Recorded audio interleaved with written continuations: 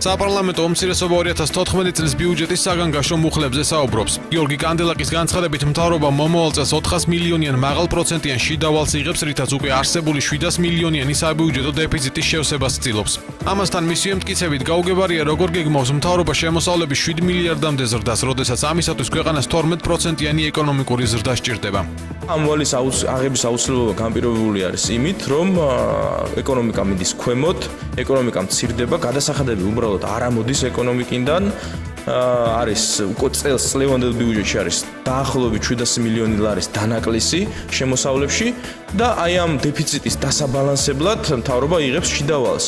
ფინანსთა მინისტრის მოადგილე კიტევესამთან აცხადებს, რომ მთლიანი შიდა პროდუქტის 5%-იანი ზრდა 2014 წლისთვის დაგეგმილი 9.9 მილიარდ დოლარიანი საბიუჯეტო ასიგნებების მისაღებად საკმარისია და მთავრობა ყველა აღებულ ვალდებულებას შეასრულებს. ამასთან გიორგი თაბუაშვილი 400 მილიონიანი შიდავალის აღებაში საგანგაშოს ვერაფერს ხედავს.